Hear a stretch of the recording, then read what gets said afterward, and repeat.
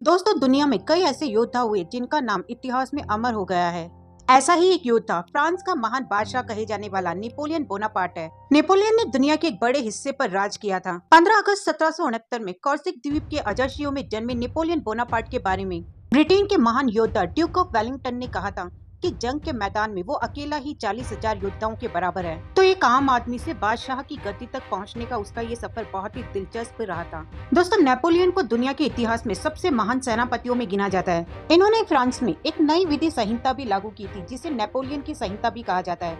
उनके कानून संहिता में सिविल विवाह और तलाक की प्रथा को मान्यता दी गई थी, जो उस समय के हिसाब से बहुत बड़ी बात थी। नेपोलियन अपने माता पिता की चौथी संतान थी और इनका जन्म कुलीन वर्ग के एक मामूली परिवार में हुआ था। लेकिन क्योंकि नेपोलियन पढ़ाई में बहुत ज्यादा होशियार थे, इसलिए इनके माता पिता ने इन्हें 9 साल की उम्र में पढ़ाई के लिए फ्रांस भेज दिया था। इन्होंने अलग अलग जगहों पर अलग अलग पढ़ाई की और सितंबर 1785 में इन्होंने ग्रेजुएशन की डिग्री हासिल की। इसके बाद ये फ्रांस की सेना में शामिल हो गए, जहां इन्हें तोपखाना रेजिमेंट में सेकंड लेफ्टिनेंट की रैंक मिली। दोस्तों, क्या आपको पता है कि सिर्फ 24 साल की उम्र में नेपोलियन को ब्रिगेडियर जनरल बना दिया गया था। नेपोलियन ने अपनी वीरता और सूझबूझ से कई लड़ाइयों में जीत हासिल की थी। नेपोलियन का कहना था, दुनिया में दो ही सबसे ताकतवर चीजें, एक आत्मा और दूसरी तलवार, और आखिरी में आत्मा तलवार से जीत जाएगी। तो ये कहना था एक व्यक्ति का, एक योद्धा का, जिसने एक योद्धा के रूप में लाखों लोगों का खून बहाया है। क्योंकि नेपोलियन के अंदर एक गजब की जीत की भूख थी। वो जानता था कि एक दिन उसे मरना है, लेकिन फिर भी उसकी तलवार कभी शांत नहीं रही। उसकी कहानी के सिर्फ दो ही हिस्से थे, जीत या हार, मगर उसने हारना कभी सीखा ही नहीं था। जब भी वो मैदान में होता तो दुश्मन उसके सामने टिक नहीं पाते थे और उसे सिर्फ चढ़ना या उतरना ही आता था, लेकिन रुकना बिल्कुल नहीं। तो इस तरीके से अपनी अनोखी ताकत से पूरे विश्व में उसने एक अपनी अलग पहचान बनाई। तो चलिए बात करते हैं नेपोलियन बोनापार्ट कि किस तरीके से एक आम आदमी ने एक महान शासक का सफर तय किया। तो नेपोलियन बोनापार्ट फ्रांसीसी सैन्य और राजनीतिक थे, जो फ्रांसीसी क्रांति के दौरान प्रमुखता से आए थे। ये 1804 से 1814 तक फ्रांस के सम्राट थे। केवल 26 साल की उम्र में इन्होंने पहला सैन्य अभियान शुरू किया, वो भी ऑस्ट्रिया और उनके इतावली सहयोगियों के खिलाफ, और फिर एक साल में इतावली प्रायद्वीप पर जीत हासिल की और राष्ट्रीय नायक बन गए। 1798 में उन्होंने मिस्र के लिए एक सैन्य अभियान का नेतृत्व किया, जिसमें उन्होंने राजनीतिक सत्ता के लिए एक स्प्रिंग बोर्ड के रूप में कार्य किया, और फिर उन्होंने नवंबर 1799 में तख्ता पलट किया और गणतंत्र के पहले कौंसल बने। उनकी इस महत्वाकांक्षा ने उन्हें और आगे बढ़ने के लिए प्रेरित किया और 1804 में वे परिवार और प्रारंभिक वर्ष के फ्रांसीसियों के पहले सम्राट बने। नेपोलियन जो थे वो एक वकील कार्लो बोनापार्ट और उनकी पत्नी लेटिजिया रामोलिनो की संतान थे। और नेपोलियन के जन्म के टाइम पर फ्रांसीसियों द्वारा कोर्सिका के कब्जे ने बहुत ज्यादा स्थानीय प्रतिरोध किया था। इसलिए कार्लो बोनापार्ट ने सबसे पहले अपने नेता पास्कुले पाउली के साथ राष्ट्रवादियों का समर्थन किया था। लेकिन जब पाउली को द्वीप से भागने के लिए मजबूर किया गया, तब कार्लो ने फ्रांसीसी के प्रति अपनी निष्ठा बदल ली, और ऐसा करने के बाद उन्हें 1771 में अजाशियो के न्यायिक जिले का मूल्यांकनकर्ता नियुक्त किया गया। मतलब एक ऐसी नौकरी जिसने उन्हें अपने दोनों बेटे जोसेफ और नेपोलियन के फ्रांस के कॉलेज डी ऑटून में दाखिला दिलाने के लिए सक्षम बनाया। और आखिरकार नेपोलियन ने पेरिस में सैन्य अकादमी में जाने से पहले बैरिन के सैन्य कॉलेज में एडमिशन लिया, जहां उन्होंने 5 साल तक पढ़ाई की, जिसकी वजह से नेपोलियन को परिवार के मुखिया के रूप में बागडोर संभालनी पड़ी। सैन्य अकादमी से स्नातक नेपोलियन, जो कि अब तोपखाने के दूसरे लेफ्टिनेंट है, 1786 में कोर्सिका लौट आए। अब जब नेपोलियन वापस घर लौट आए तो सबसे पहले उन्होंने अपने पिता के पूर्व सहयोगी पास्कुले पाउली के साथ मिलकर फ्रांसीसी कब्जे के लिए कोर्सिकन प्रतिरोध के पीछे पड़ गए। लेकिन जल्दी दोनों के बीच अनबन हो गई, और जब अप्रैल 1793 में कोर्सिका में गृह युद्ध शुरू हुआ, तब नेपोलियन पाउली को छोड़कर अपने परिवार के साथ फ्रांस चला गया, और फिर वहां पर उसने अपने नाम का फ्रेंच संस्करण ग्रहण किया। अब कोर्सिका से नेपोलियन की फ्रांस में वापसी फ्रांसीसी सेना के साथ एक सेवा के साथ शुरू हुई, जहां उन्होंने जून 1793 में नीस में अपनी रेजिमेंट को फिर से शामिल किया। लेकिन अब फ्रांसीसी क्रांति की उथल पुथल ने नेपोलियन जैसे महत्वाकांक्षी सैन्य नेताओं के लिए एक अवसर पैदा कर दिया। अब युवा नेता यानी नेपोलियन ने जल्दी ही जैकोबिन्स के लिए अपना समर्थन दिखाया, जो कि एक बहुत ही वामपंथी राजनीतिक आंदोलन था और फ्रांसीसी क्रांति से सबसे प्रसिद्ध और लोकप्रिय राजनीतिक क्लब था।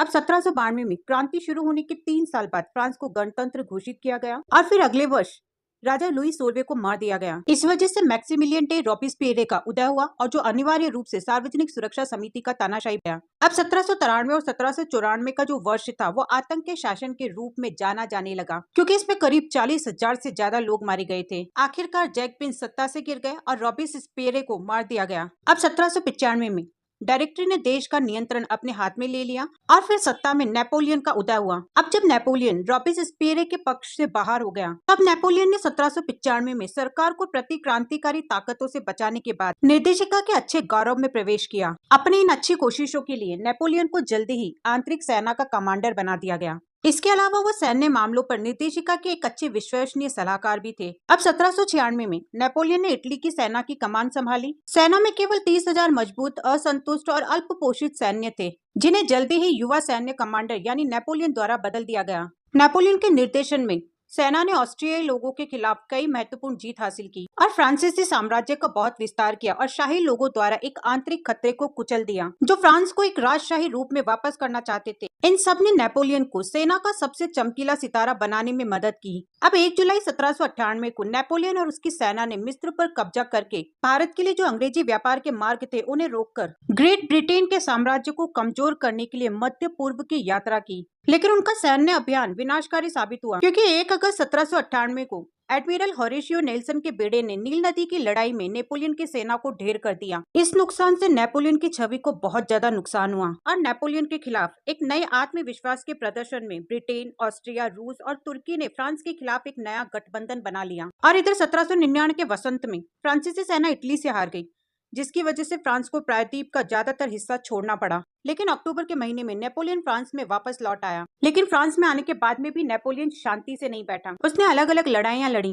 और ये जो नेपोलियन की लड़ाइयां या युद्ध थे, ये 1803 से लेकर 1815 में नेपोलियन के सत्ता के दूसरे त्याग तक चले। और फिर से एक बार नेपोलियन ब्रिटेन, रूस और ऑस्ट्रिया के साथ युद्ध में लौट आए, जिसमें पहली लड़ाई थी ट्राफाल्गर की लड़ाई। 1805 में ट्राफाल्गर की लड़ाई में अंग्रेजों ने फ्रांस के खिलाफ एक महत्वपूर्ण नौसैनिक जीत दर्ज की थी, जिसकी वजह से क्या हुआ, नेपोलियन ने इंग्लैंड पर आक्रमण करने की अपनी योजना को रद्द कर दिया था, क्योंकि अब इसकी जगह उसने रूस और ऑस्ट्रिया पर अपनी जगह स्थापित की और ऑस्टरलिट्ज की लड़ाई में दोनों सेनाओं को पीछे छोड़ दिया। जल्दी ही दूसरे विजयों ने नेपोलियन के फ्रांसीसी साम्राज्य का विस्तार करने और Holland, Italy, Naples, Sweden, Spain और वेस्टफेलिया में अपनी सरकार के प्रति वफादारों के लिए मार्ग प्रशस्त करने की अनुमति दी। दूसरा युद्ध है रूस पर आक्रमण। अब 1812 में फ्रांस पूरी तरह तबाह हो गया था, जब रूस पर उसका आक्रमण एक बड़ी विफलता और नेपोलियन के लिए अंत की शुरुआत साबित हुआ। नेपोलियन के ग्रेट आर्मी के करोड़ों सैनिक मारे गए। करीब 6 लाख पुरुषों की एक मूल युद्धक सेना में से केवल 10,000 सैनिक अभी भी युद्ध के लिए फिट थे।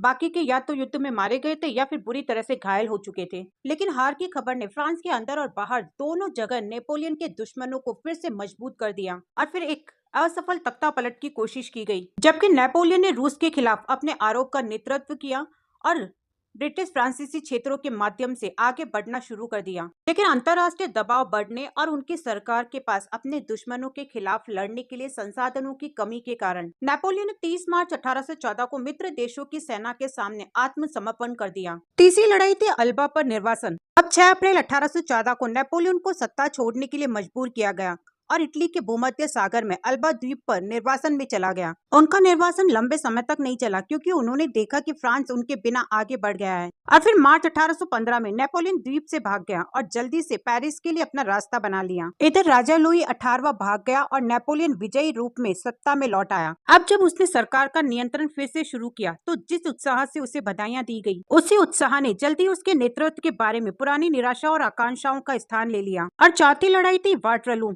16 जून 1815 को नेपोलियन ने बेल्जियम में फ्रांसीसी सैनिकों का नेतृत्व किया और प्रेशियाई लोगों को हराया। और फिर 2 दिन बाद वे वाटरलू की लड़ाई में प्रेशिया सेनानियों के द्वारा यानी अंग्रेजों के द्वारा पराजित हो गया। ये एक अपमानजनक हार थी, इसलिए 22 जून 1815 को नेपोलियन ने अपनी शक्तियों का परित्याग कर दिया। अब उन्होंने अपने राजवंश को लंबा करने के प्रयास में अपने छोटे बेटे नेपोलियन द्वितीय को सम्राट नामित करने के लिए जोर दिया, लेकिन गठबंधन ने इस प्रस्ताव को अस्वीकार कर दिया। अब देखते हैं कि प्रथम कौशल के रूप में नेपोलियन बोनापार्ट ने क्या क्या सुधार किए। नेपोलियन जो था वो अपने आप को क्रांति की संतान मानता था और वो क्रांति के सिद्धांतों जैसे स्वतंत्रता, समानता और बंधुत्व का समर्थक था। नेपोलियन का कहना था कि फ्रांस के लोग समानता की मांग करते हैं, क्योंकि स्वतंत्रता के कारण फ्रांस में बहुत सारे लोगों का कत्ल किया गया था। इसलिए प्रथम कौशल बनने के बाद उन्होंने इस तरह से काम किया कि सारी शक्तियां एक बिंदु पर केंद्रित हो जाए। नेपोलियन ने लोगों की स्वतंत्रता छीन ली थी, लेकिन फिर भी समानता प्रदान की। उन्होंने निम्न वर्ग और उच्च वर्ग दोनों के बीच के भेद को पूरी तरह से खत्म कर दिया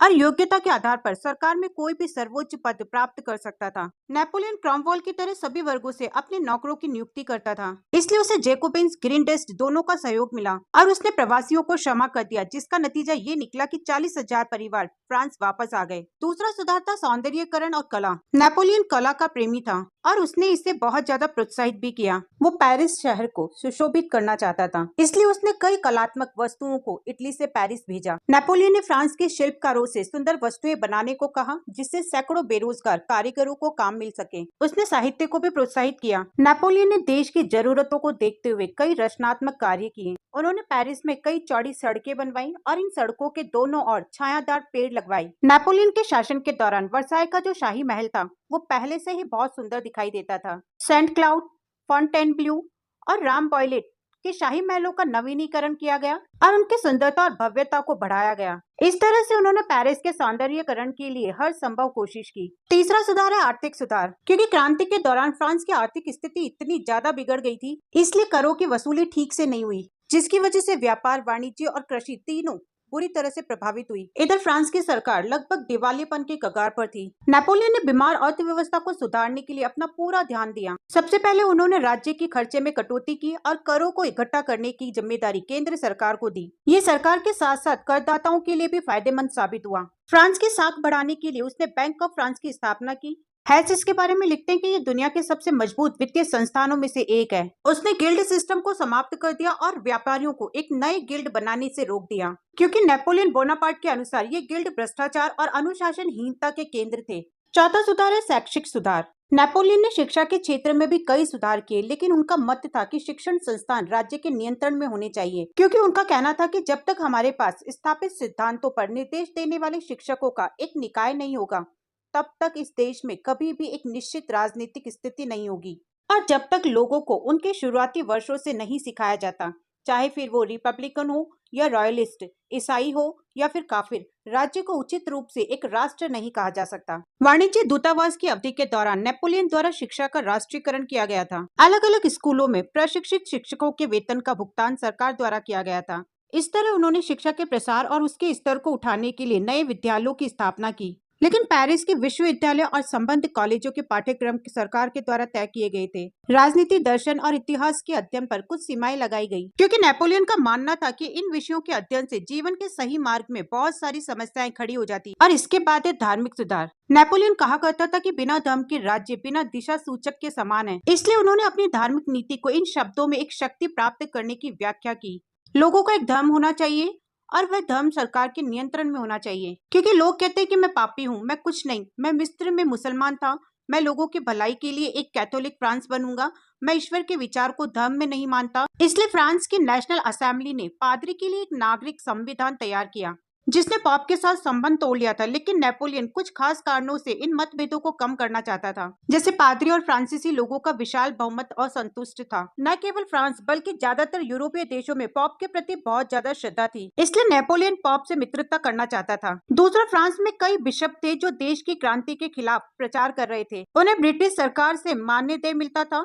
नेपोलियन देश की सुरक्षा के लिए उन्हें संरक्षण देना चाहता था, लेकिन पॉप के सहयोग के बिना ऐसा नहीं हो सकता था। इसलिए लंबी चर्चा के बाद 15 जुलाई 1801 को समझौते पर पहुंचने में सफल रहे, जिसे यूरोप के इतिहास में कॉनकॉर्डेट के नाम से जाना जाता है। लेकिन इस समझौते की कुछ शर्तें थीं। जैसे पॉप क्रांतिकारी काल के इस निर्णय से सहमत थे कि क्रांति के दौरान जब्त की गई चर्च की संपत्ति वापस नहीं दी जाएगी। दूसरे, शिक्षण संस्थानों पर राज्य का नियंत्रण होगा। राज्य की अनुमति के बिना चर्च के किसी भी अधिकारी को शिक्षण संस्थान खोलने की अनुमति नहीं थी। तीसरा, किसी भी पादरी को अपनी पल्ली छोड़ने की अनुमति नहीं होगी। चौथा, सभी बिशप राज्य की प्रस्तावित सूची से पॉप द्वारा नियुक्त किए जाएंगे और निचले पादरियों को बिशप द्वारा नियुक्त किया जाएगा। पांचवी, चर्च के सभी अधिकारी अपना वेतन प्राप्त करेंगे और सरकार के प्रति वफादारी की शपथ लेंगे। छठी, जिन पादरियों को क्रांति के दौरान कैद किया गया था उन्हें रिहा किया जाएगा और जो लोग फ्रांस से भाग गए थे उन्हें फ्रांस लौटने की अनुमति दी जाएगी। और सातवीं, कैथोलिक धर्म को राज्य धर्म घोषित किया गया और सार्वजनिक पूजा का अधिकार कैथोलिक चर्च को दिया गया। इस तरीके से कॉनकॉर्डेट के कारण चर्च राज्य का हिस्सा बन गया और नेपोलियन को अपने विरोधी चर्च का समर्थन प्राप्त हुआ और उन्होंने स्वतंत्रता के नाम पर बदमाशों द्वारा किए जा रहे अत्याचारों को भी कभी स्वीकार नहीं किया, क्योंकि नेपोलियन का मानना था कि फ्रांसीसी क्रांति सामाजिक कुसमायोजन और आर्थिक असमानता का परिणाम था। इसलिए उन्होंने स्वतंत्रता पर अंकुश लगाया और समानता को चुना।